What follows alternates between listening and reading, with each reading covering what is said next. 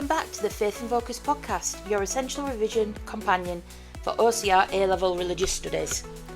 I'm Laura, and in today's episode, we're tackling one of the most philosophically rich and exam-heavy areas of the course, philosophy of religion.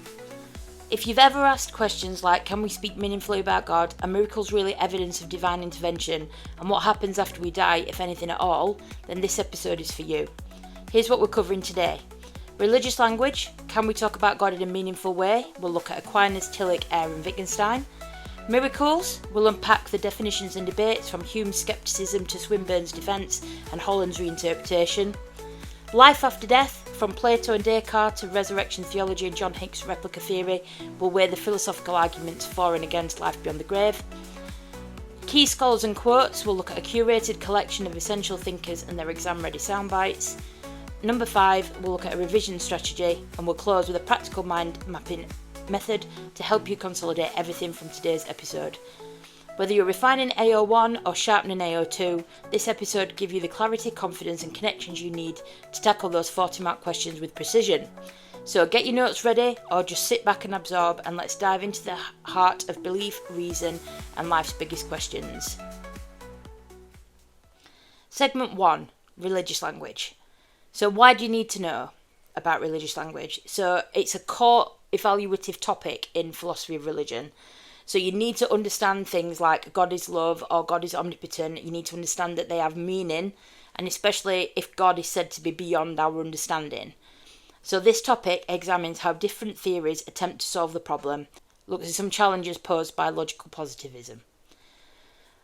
So first of all, we're going to look at some key terms and definitions, because after the last episode I realised that I'm assuming knowledge and it might be good just to have a quick rundown of some of these things. So key terms and definitions are coming up. So first term, religious language.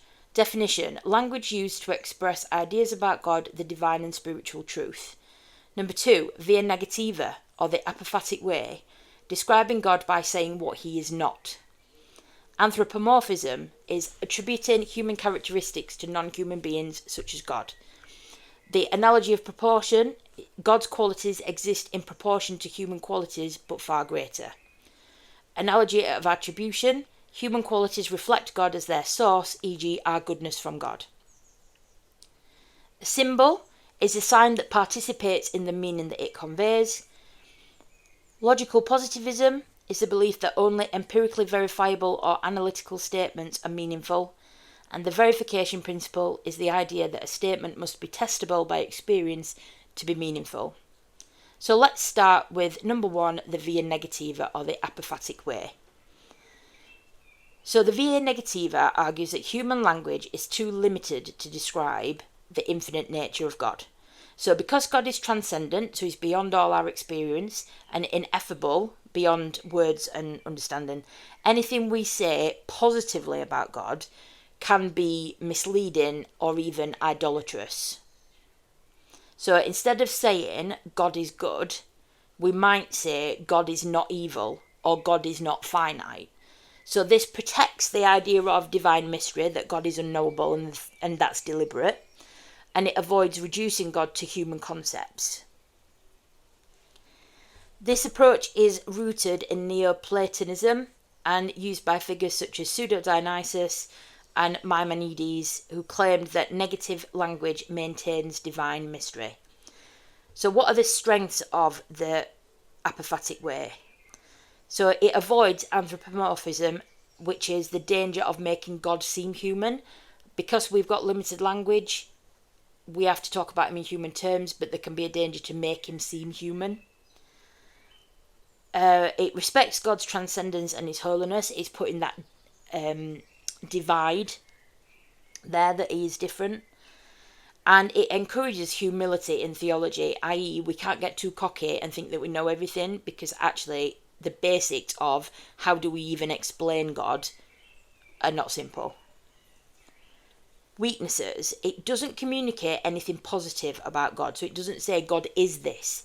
Everything it says is what he isn't, which sometimes doesn't help you any more than saying something is something and getting it slightly wrong. It can make religious language seem empty or meaningless.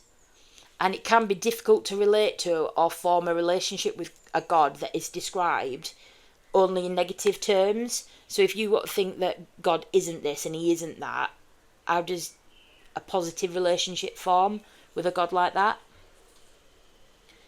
Okay, number 2, we're going to look at analogical language, which comes from St. Thomas Aquinas.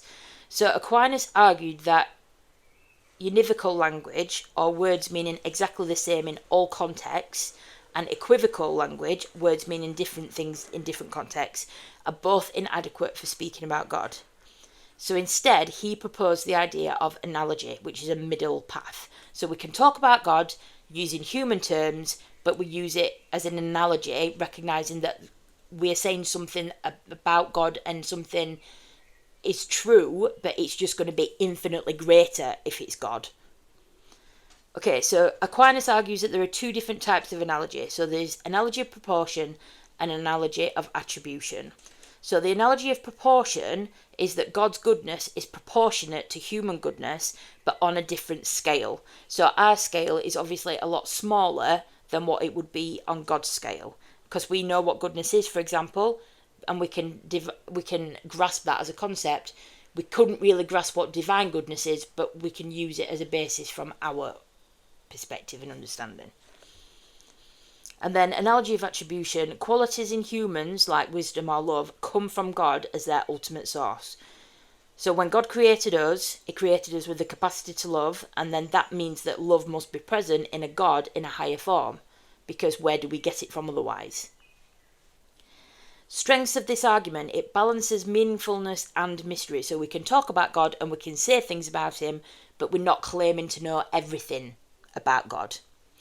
And it's also based on observable reality. So our experiences help us to understand something of what God is like.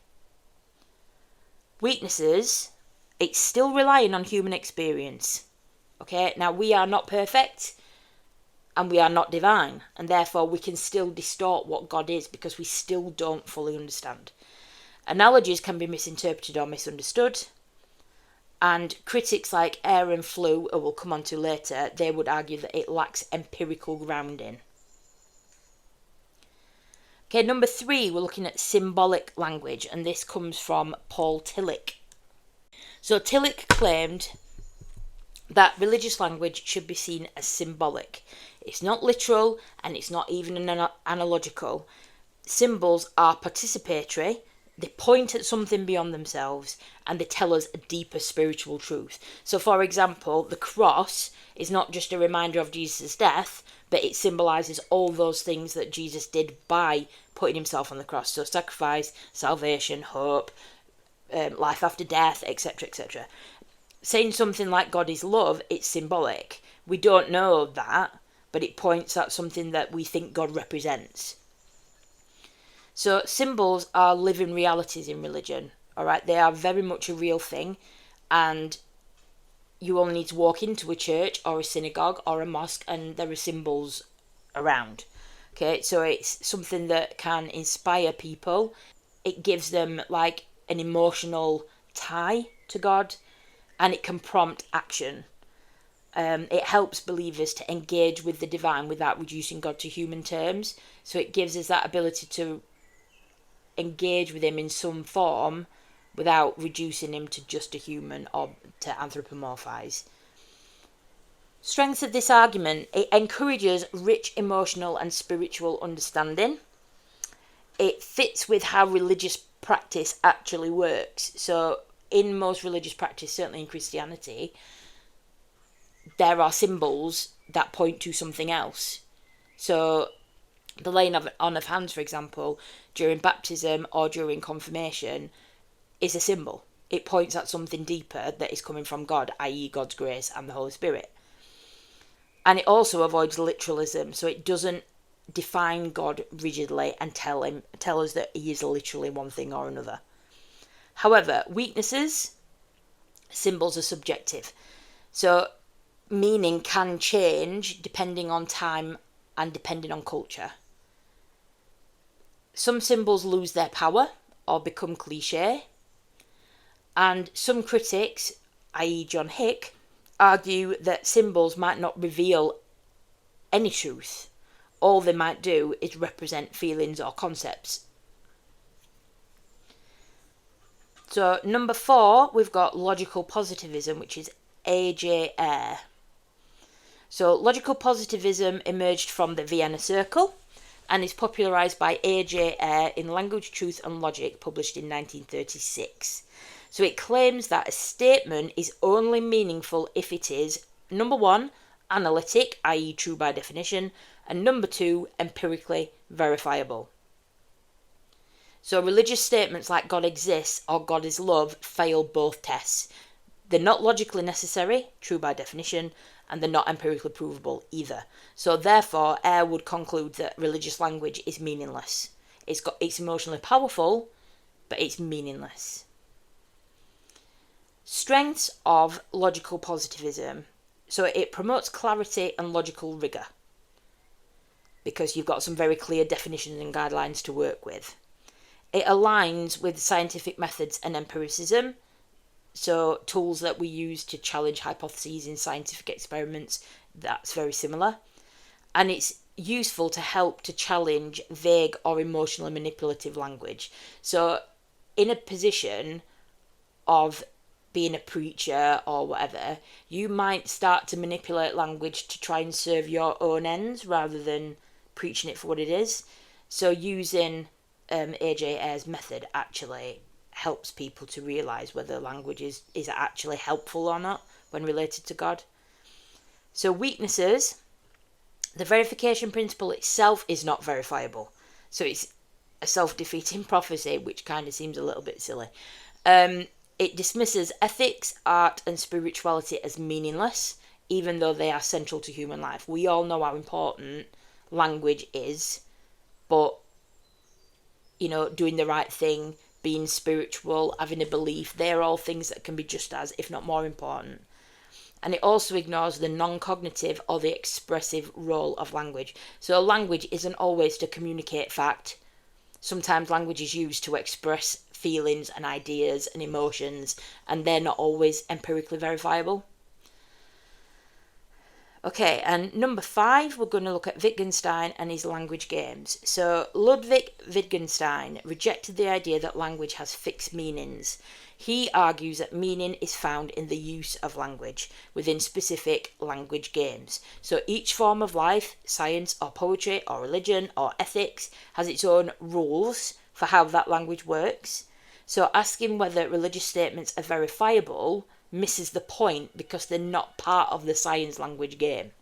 So for example, saying God is love is meaningful in a religious context because it helps a person to express their feelings and beliefs about God in a meaningful way. If you are an outsider to that form of life, like a logical positivist would be, then you are playing the wrong game because you're using the wrong language. Okay, so strengths, it respects the internal logic and meaning of religious discourse, and it explains why religious believers find language meaningful even if it's not verifiable, and it avoids forcing all knowledge into one framework, so we can't use science for everything. Weaknesses, however, it risks relativism. So if meaning is only internal, how do you critique a harmful or a false belief? Because it's internal, it's meaningful to that person, it's within the form of life, but it might just be a lie. So how do you use language games within that? It could mean that religious language is only meaningful for believers because you can't have a dialogue with somebody that's not in the same language game. And critics ask whether this dodges the question of truth altogether, because it basically says, well, it's relative to what you're talking about, so does truth even exist? Is that academic rigour and scientific investigation? Some might argue not. Okay, so next one we've got is the falsification principle. So this is Flew, Hare and Mitchell. Okay, so the verification principle says, can this be proven true? The falsification principle says, can this be proven false? So Anthony Flew argued that if religious believers refuse to allow any evidence to count against their beliefs, then their statements are vacuous. They have no meaning. So this is where you should have come across the parable of the gardener. Okay, so two explorers find a garden. One says there must be a gardener, the other disagrees. They test, but they never see him. The believer keeps modifying the ideas, so he's invisible, he's silent, he's intangible. And Flew concludes, well, what is left? The believer's statement becomes meaningless if it can't be falsified. So if you can't prove it to be false, does it have any meaning? So strengths, it encourages intellectual honesty. So belief should be testable. Whether you're proving it to be true or proving it to be false, you want to try and prove it one way or another. And it challenges blind faith and cognitive dissonance. Now, there were different responses to this, and you should have come across this in like a famous recording of people having an academic discussion. So you should have Hare, Flew and Mitchell having a famous conversation. So Hare's response is this idea of blicks. So religious beliefs are non-cognitive expressions of a person's worldview or blick, an unprovable but meaningful perspective. So for example, if a student believes all their professors want to kill him, that nothing changes his mind, but that belief will affect him, that is his blick. That is his worldview, that's what's going to happen. So for a religious person, it expresses our ultimate concerns, which is belief in God and life after death and all of those things. But just because it isn't falsifiable doesn't mean that it's not meaningful, because it means something to that person. It expresses their ultimate worries and thoughts. So the strengths of Hare's argument of Blick's, it expresses the emotive and transformative power of religion, and it accepts that religious language has a different function than scientific statements. But the weaknesses are that it's treating belief as subjective psychology. So it's subjective to you and how you think and how you perceive things, not that that is a claim of truth like religious believers would say God is. And it also doesn't help you distinguish between, again, sane and deluded beliefs. If everything's just a blick, because it's your perspective, then how do we know what's true? And then Mitchell responds, and he says that religious belief can be rational, even if it's not falsifiable in every instance. So he gives the example of the parable of the resistance fighter. So a partisan trusts a mysterious stranger that leads them. Even when evidence is ambiguous, the partisan remains loyal because of an underlying relationship of trust. So similarly, believers interpret evidence for and against God within that context of faith and trust. So they will still believe it because they put that trust in God in the first place. So strengths of that, it reflects how believers generally engage with doubt and faith. It builds reason and trust. Faith is not blind, but it's grounded personally for you. And weaknesses, it still doesn't meet scientific standards of falsifiability. And critics argue that it makes religious belief selectively immune to evidence, which I think is a really good phrase. And it basically means that some evidence you can use and some you can't, but it depends. So is that objective and falsifiable or verifiable? No. Key quotes. So, God talk is nonsense, A.J. Ayer. A death by 1,000 qualifications is Anthony Flew. Religious statements are expressions of a blick, R.M. Hare. And trust in the stranger remains despite ambiguity, from Basil Mitchell. Okay, segment 2 is miracles. Alright, so you need to understand the concept of miracles because it intersects between philosophy, theology and science. So for some people, miracles are evidence of God's existence and intervention, but for others it's a serious philosophical challenge. And you need to understand different definitions. You need to look at Hume's critique, and you need to look at modern responses from like Swinburne and Holland to assess whether miracles can be considered meaningful and rational. Right, so again, we're going to whip through some key terms. So miracle is an event that appears to break the laws of nature and is attributed to divine intervention. Violation of natural law is the idea that a miracle contradicts what science says is possible. Testimony is a person's report or account of a supposed miracle. Cumulative case is the idea that multiple weaker pieces of evidence might combine to create a stronger conclusion. Religious significance is an event understood to have divine meaning even if it's not supernatural. And non-repeatable counter-instance is Swinburne's term for a miracle, something that doesn't fit usual patterns but doesn't overthrow science either. Okay, so let's look at David Hume's critique of miracles first.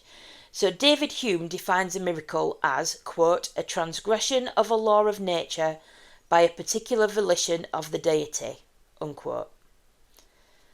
So this means that a miracle is an event that breaks a law of nature because of God's intervention.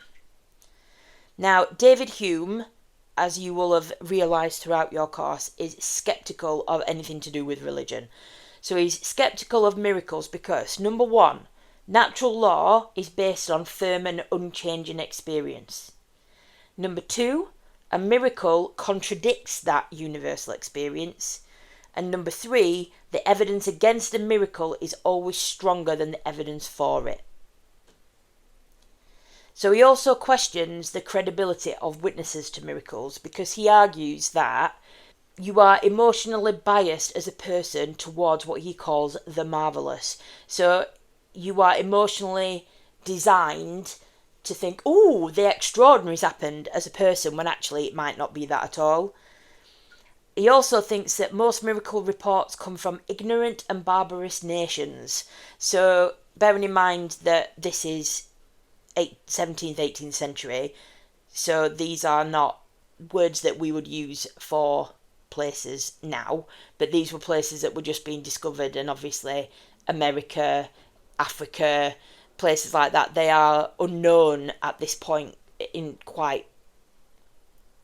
They're unknown to people in terms of indigenous people, and what they believe is unknown as well.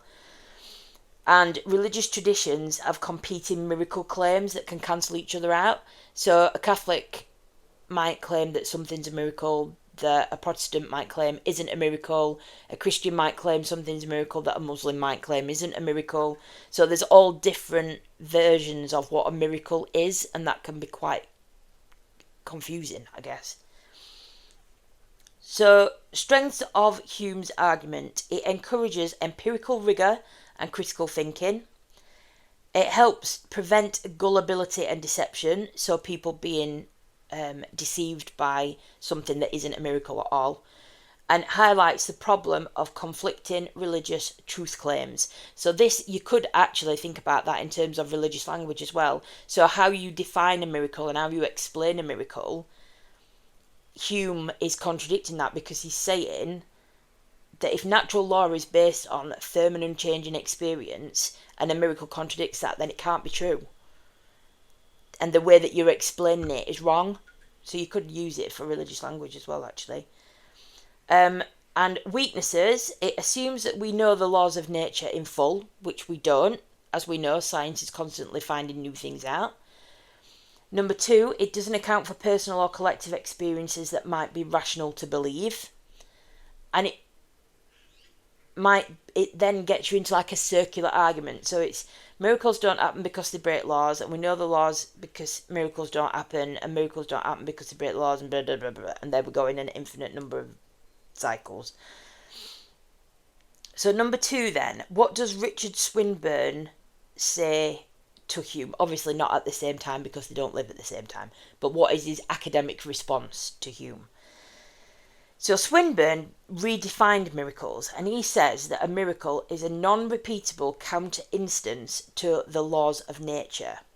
So he automatically defines a miracle as an exception, and he automatically says we know what the laws of nature generally are, but a miracle is something that is counter to that but doesn't happen often. If science says X should happen, but one time Y happens instead, and there is nothing natural that can explain it, then Swinburne would argue that that could be a miracle. Okay, so Swinburne uses what we call a cumulative approach, i.e. it builds on top of each other. Okay, so if there are lots of independent and credible witnesses, that obviously makes it more believable than one person. If it fits with what we expect of a loving and omnipotent God, and if there's no better natural explanation, then belief in a miracle is reasonable. Alright, so then go back to principles of testimony and credulity. Testimony should be accepted unless we have strong reason to doubt it, and credulity, if something seems to be the case, we should believe it until we prove it wrong, or unless we've proven it wrong. So, strengths of Swinburne's argument, it provides a rational framework for belief in miracles. So it says, under these circumstances this would normally happen, but sometimes this might happen. It accepts that science can't explain everything, and we don't know everything, and it accounts for religious experience and personal testimony. So it says, if this person is normally somebody we would listen to, then we should do it in this circumstance. Alright. Weaknesses, it still relies on human testimony, which Hume has already questioned. People are not always reliable witnesses. It assumes that we can determine God's intentions. So why would God heal one person and not another? You would assume that God would heal everybody, or nobody. And the line between unlikely natural events and miracles remains blurry. So there are things that happen in nature that are not usual and can come out of nowhere, but do happen and are scientific. So there's that line becomes a bit blurred. And also, if you don't know everything, how do you know that it's not scientific? So, R.F. Holland, miracles as events with religious significance. So, Holland proposes a non-supernaturalist view of miracles. Okay, so he argues that it doesn't need to violate natural law to be a significant event. So, for example, a child stuck on a railway track with a train approaching. The train stops just in time, not because of anything like divine intervention or supernatural events, but because the driver sees the child and brakes in time. To the child's mother, that's a miracle, but no law's actually been broken. So, by the other definitions, it's not a miracle. So, for Holland, he argues that miracles are about interpretation, not suspension of nature. So he says, quote, "A miracle is a remarkable and beneficial coincidence interpreted in a religious way," unquote. Strengths of this argument, it avoids conflict with science. Doesn't mean that you have to break the laws of nature for something to be considered a miracle. It reflects how many believers experience the divine, and that's through everyday life. And it shifts to faith and meaning and what that is to a person, rather than proving God to be a fact. However, weaknesses, it makes miracles subjective. So your miracle is my coincidence. It doesn't demonstrate God's existence to skeptics. So whilst that is acceptable within believers' circles, it doesn't mean that an atheist is convinced by it. And some would argue that it actually waters down what a miracle is. Okay, so key quotes that we've got then. So David Hume, "A miracle is a transgression of a law of nature by a particular volition of the deity." Richard Swinburne, "If it seems to a subject that something is present, then probably it is present." That relates to the principle of credulity. And R.F. Holland, "A miracle is a renewable and beneficial coincidence interpreted in a religious way." Okay, segment 3, life after death. So this is important because it's talking about the soul, resurrection, reincarnation, whether you continue after you die. These are all really important issues in religious belief, and obviously particularly in Christian religious belief, which is the focus that we tend to have. Okay, so key terms and definitions. Dualism is the belief that human beings are composed of a physical body and a non-physical soul. Materialism is the belief that humans are purely physical beings with no non-material soul. Reincarnation is the belief that after death the soul is reborn in another body, so a religion that would believe in that is Hinduism. Replica theory is Hicks' theory that God recreates a person in another realm, maintaining their identity. Disembodied existence is the belief that the soul survives independently of the body after death. And continuity of identity is the idea that the person who lives after death is the same person who died. Okay, so let's start with Plato. So dualism and the immortality of the soul. So Plato believed in substance dualism, so the soul and the body being distinct substances. The soul is immortal, unchanging, and belongs to the realm of the forms. The realm of the forms. The body is physical and temporary. So in death, the soul escapes the prison of the body and returns to the realm of perfect knowledge. And true philosophers would welcome death because it frees the soul to attain the truth. Okay, so strengths of that argument. It explains moral intuition, longing for justice and personal identity beyond death. It supports religious views about the soul's destiny and eternal truth. Weaknesses. There's no empirical evidence for a separate immortal soul. It assumes a dualistic worldview that is challenged by modern neuroscience. And Gilbert Ryle called dualism a category mistake. Number 2, Aristotle, body and soul as one substance. So Aristotle is a monist who believed that the soul is the form or function of the body, like the shape of wax is inseparable from the wax itself.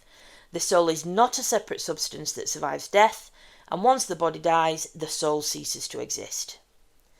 Strengths of that argument. It matches modern scientific views that consciousness arises from the brain, and it avoids mystical speculation about a disembodied existence, like where does that disembodied existence go.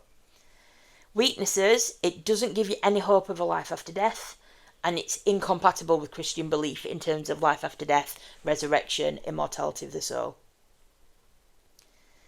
Number 3, Christian belief about resurrection and life after death. So most Christians affirm bodily resurrection. So it's not a disembodied existence of a soul, it's a bodily resurrection. Your body is resurrected and goes to heaven. And that's inspired by the resurrection of Jesus. So his body is resurrected and goes to heaven, so we hope for eternal life in a restored body. So St. Paul in 1 Corinthians 15 distinguishes between the natural body and the spiritual body. So a resurrected person is transformed, but they're still them. And resurrection affirms the goodness of the body and the belief in God's ultimate justice. So the body's not a bad thing that we need to leave behind. It's something that is, good and a function. Strengths of that argument. It gives hope of reunion, justice and transformation, and it balances bodily continuity with spiritual renewal because they combine at the end. Weaknesses. What about personal identity? So how much change happens to you before you are not you, in inverted commas? And also, what about the physical act of bodily resurrection? Like, how does that scientifically work? Okay, number 4, we've got replica theory, which is psychophysical unity. So John Hick rejects dualism, proposes that humans are a psychophysical unity, so body and soul are one, and he offers the replica theory to explain life after death. So he says, imagine a person disappears in one place and reappears in another with all the same memories and personality. If God is all-powerful, he can recreate that person in the afterlife. The replica in heaven is the same person, because of divine continuity. So it's the divinity of God that allows that person to disappear on earth and reappear in heaven. Strengths, that is about retaining belief in bodily resurrection. You don't need a soul for that. And it avoids the speculation again about a disembodied soul and where does it go. It also matches the idea of what's in the Bible quite well. Weaknesses, critics argue that the replica isn't the same person, it's a copy. So, are you you, or are you a copy of you? And it raises metaphysical issues about identity and continuity. So, what's your identity? What makes you you? Does that you go with the copy, or is it different? Again, question marks. Okay, number 5. Materialism says that life after death is not possible. So materialists argue humans are entirely physical, the mind is the product of the brain, and consciousness ends at death. There is no soul or self to survive. So Dawkins agrees with that, and he says that humans are survival machines for their genes. So if you read his book called The Selfish Gene, it explains that idea that our genes just want to replicate and survive. It's not actually about us at all. And the idea of life after death is wishful thinking rooted in fear of death. So, strengths of that argument, it matches neuroscience, it matches physicalism, and it avoids metaphysical speculation or reliance on faith. Weaknesses, no hope of moral justice after death. And what about near-death experiences? Also, what about like the idea of being motivated by reward in the afterlife? So what's the motivation to be a good person now? Okay, number 6 is reincarnation and rebirth. So this is a completely different perspective. This is normally something that Hindus and Buddhists believe in.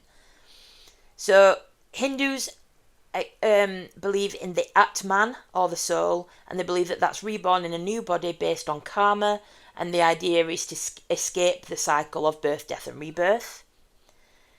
Buddhists reject the idea of a soul because there is no you in Buddhism, but they believe in rebirth, and that mental energy continues driven by karma just the same. And again, the aim is to be enlightened, escape that cycle. So, strengths of the Hindu and Buddhist belief, it gives a moral explanation for suffering and inequality, i.e. things that you've done in your previous lives mean that you suffer now. And it's a view that's held by millions, if not billions of people, because obviously India is Hindu and Buddhist mainly, and there are billions of people in Asia across the board. Weaknesses, it's difficult to reconcile that with a personal identity. So, who are you now? And again, we've got no empirical evidence for karma or rebirth, just like we've got no empirical evidence for life after death. So now we're going to go through some key scholar quotes. This isn't just about showing off, right? Obviously, they've got to be used in context, and they've got to anchor your argument. So whatever your argument is, you are picking scholars that anchor that argument and support it, okay? So if you choose your quotes well, it adds precision to your AO1 and depth to your AO2. So a strong A-level answer doesn't just mention the scholar, but explains the meaning, the context, and the implication of what they said. So it says what they mean, where that's come from in terms of the context of that person and their life and their time, and then what is the implication of what they said. What does it mean? What does it mean for religious belief? What does it mean for the soul? What does it mean for life after death? Whatever it is. Okay. So, first of all then, we've got religious language. So we've got Thomas Aquinas. We must not expect to be able to speak of God properly, but only by analogy. Paul Tillich. Symbol opens up levels of reality which otherwise are hidden. A.J. Eyre. God talk is evidently nonsense. Some for miracles. David Hume, a wise man proportions his belief to the evidence. Richard Swinburne, if it seems to a subject that X is present, then probably X is present. And that's the principle of credulity. R.F. Holland, miracles are a remarkable and beneficial coincidence interpreted religiously. Life after death, we've got René Descartes, I think, therefore I am, cogito ergo sum. We've got Richard Dawkins, there is no spirit-driven life force. Life is just bytes and bytes of digital information. That's bytes as in gigabytes, like you would use in a computer. And St. Paul, if there is a natural body, there is also a spiritual body. And that's 1 Corinthians 15:44. Okay then, segment 5, we're looking at a revision strategy, which is mind mapping for connections. So it's easy when you're revising to look at all this information and think, crikey Moses, like we've done 40 minutes so far of a podcast on all of these things. So, and that's just a brief summary. So don't be overwhelmed by it. Think about something that is a simple visual tool that will help you.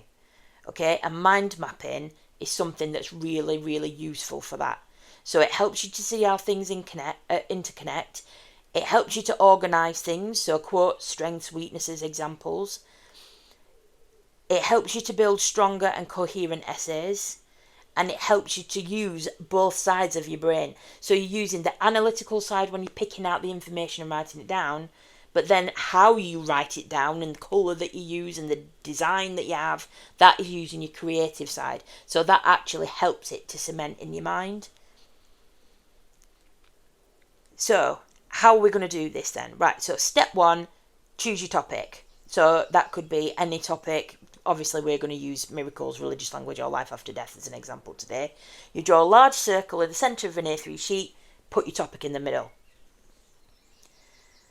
Right, then you would add branches of the main bits around the core. So that might include definitions, key scholars and quotes, strengths, weaknesses, and how it might apply to belief in God, for example.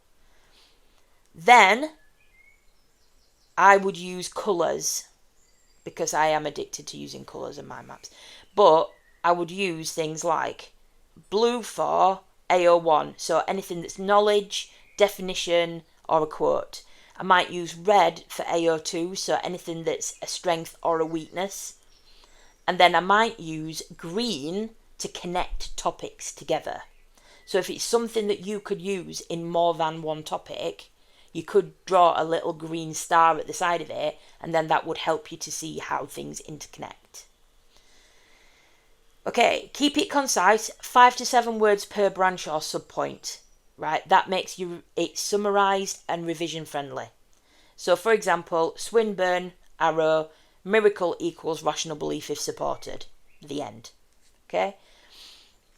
And then step 5, build a mind map wall. So if you create one mind map per big topic, you can stick them around your study space or keep them there, and then you've got passive exposure, and that helps to build up your long-term memory.